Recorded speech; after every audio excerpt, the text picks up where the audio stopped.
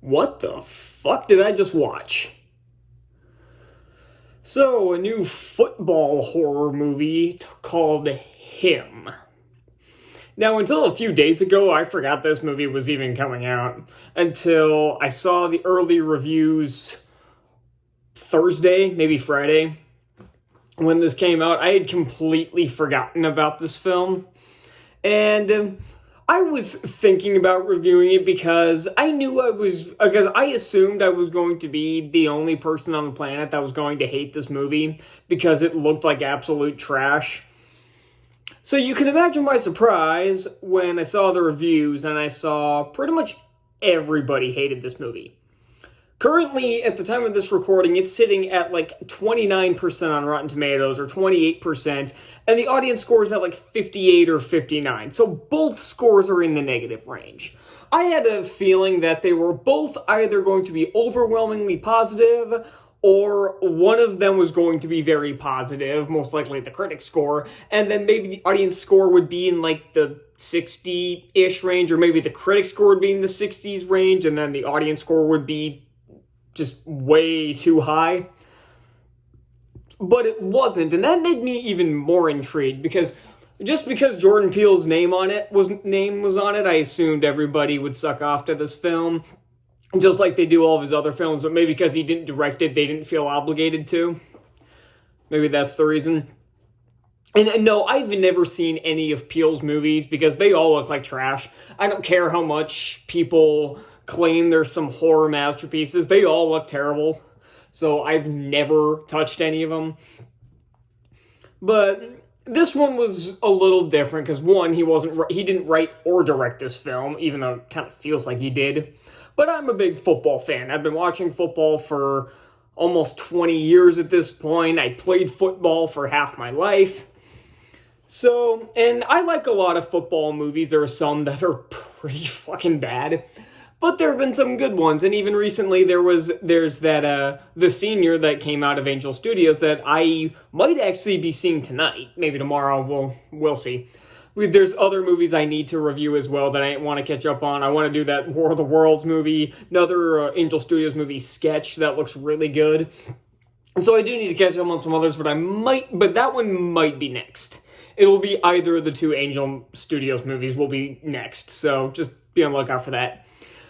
But is this movie any good? Fuck no. Of course it's not good.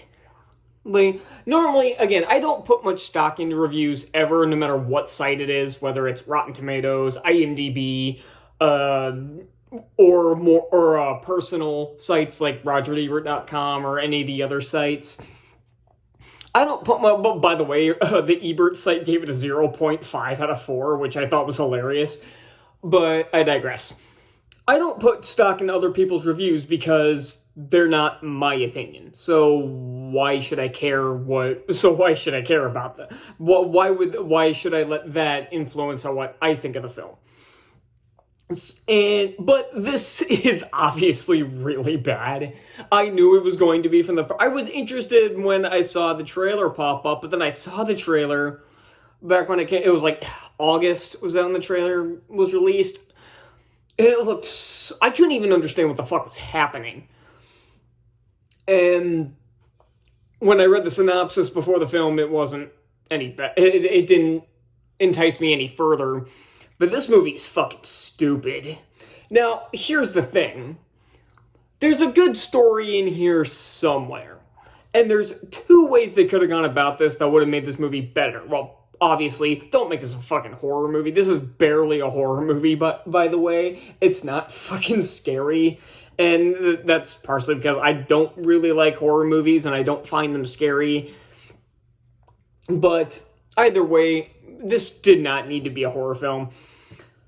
The two ways you could have gone about this and would have made a better movie was either focus on one of the two big elements of the film. Either a NFL player, a really good one, contemplating retirement, and let me put it this way, there is only one good scene in this film that's highlighting the point I'm trying to make, that I'm making here, the story that would have been better, is where Cameron, the main character, and then the Isaiah White, the character played by Marlon Wayans, they're talking in a sauna, and he's basically talking about what it's kind of like when he's supposed to be the greatest quarterback of all time. I'll get back to that later.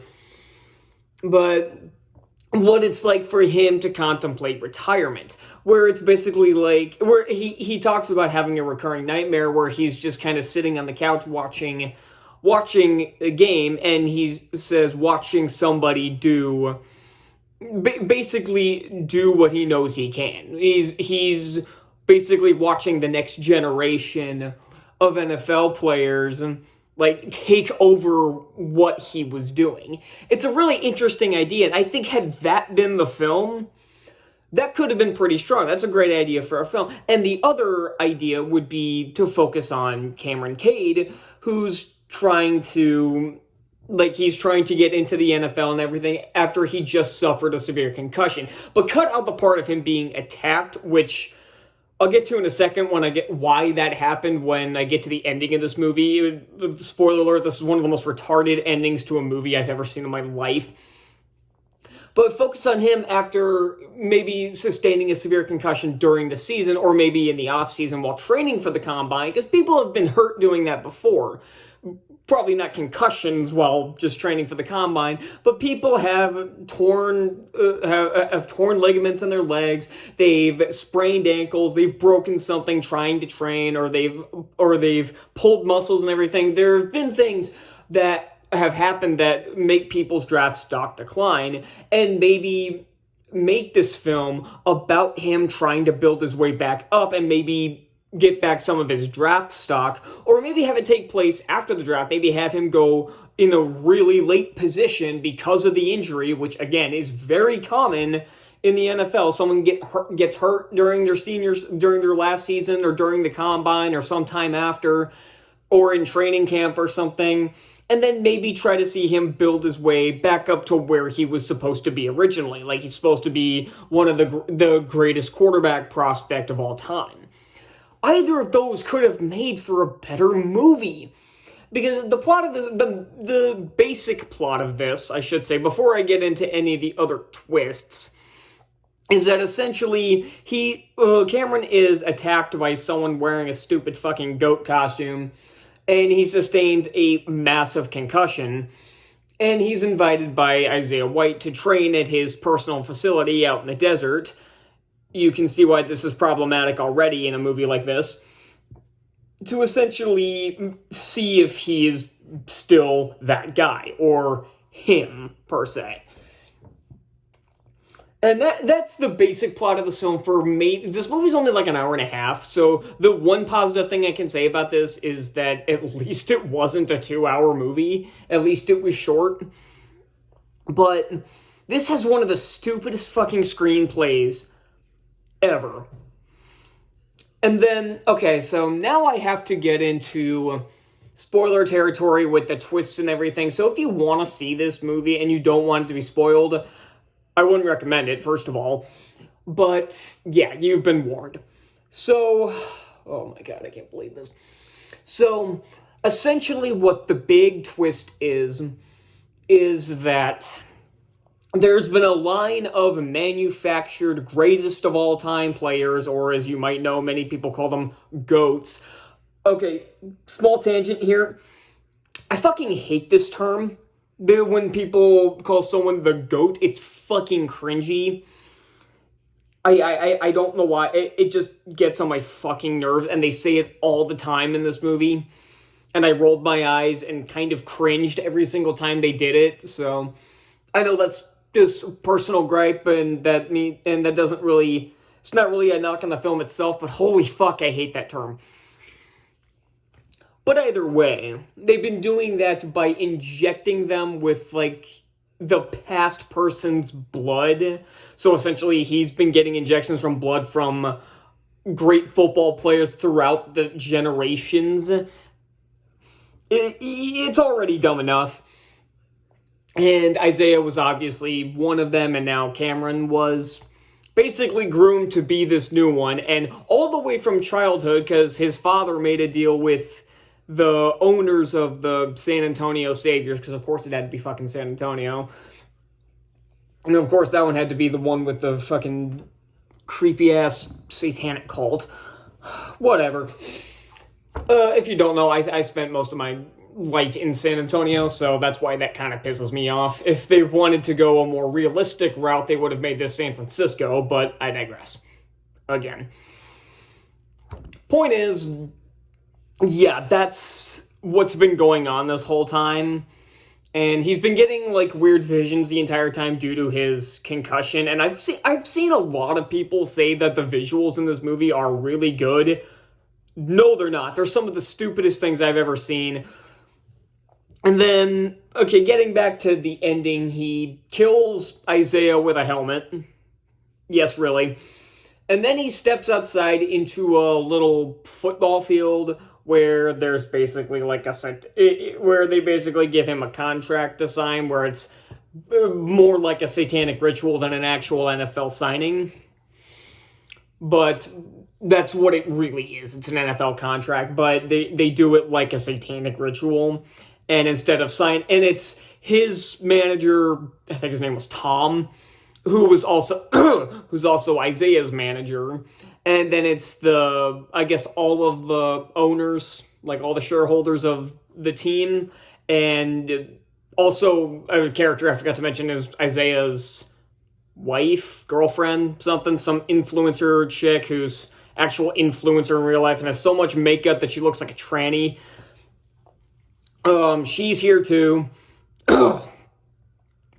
And he, of course, doesn't sign the contract. He kills all of them with the hammer and a sword, including the person who knocked him out who bludgeoned him at the beginning of the film with the goat costume on, which was apparently I'm guessing it was the motherfucker, the team doctor, basically,